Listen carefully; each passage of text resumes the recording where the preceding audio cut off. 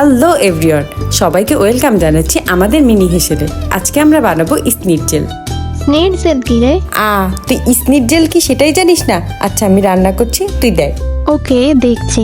প্রথমে তুই চিকেনের একটা ব্রেস্ট পিস নিবি, সেখানে লাল মরিচের গুঁড়ো, গোলমরিচের গুঁড়ো আর লবণ দিয়ে ভালোভাবে মাখিয়ে এক সাইডে রেখে দিবি। এখন ডিম নিয়ে সেই সেম উপকরণগুলোর সাথে পেঁয়াজ আর রসুন বাটা দিয়ে ভালোভাবে মাখিয়ে নিয়েছি। এখন তুই যেটা করবি, আলাদা একটা পাত্রে ময়দার গুঁড়োর সাথে কর্নফ্লাওয়ারের গুঁড়ো মিশিয়ে রেখে দিবি, কিন্তু এখানে আটার গুঁড়ো নিলেও হবে, কোনো সমস্যা নেই। ফাইনালি এখন এটাকে এই মিক্সচারটার সাথে মিশাতে হবে।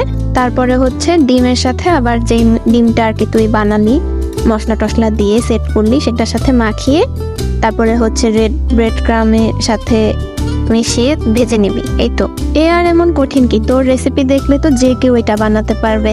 তবে স্নিটজেল সম্পর্কে আরো কিছু জানলে সেটাও বল। স্নিটজেল হচ্ছে একটি জার্মানি শব্দ, যার অর্থ মাংসের একটি পাতলা টুকরো। মাংস সাধারণত মাংসের টেন্ডারাইজার দিয়ে ঝাঁকুনি দিয়ে পাতলা করা হয়। সাধারণত মাংস ভাজার আগে রুটি করা হয়। ব্রেডের স্নিটজেল অনেক দেশে জনপ্রিয় এবং ভেল, শুয়োরের মাংস, মুরগি, মাটন, গরুর মাংস বা টার্কি ব্যবহার করেও এটি তৈরি করা হয়। স্নিটজেলের উৎপত্তি অস্ট্রেলিয়ার উইনার স্নিটজেল হিসাবে।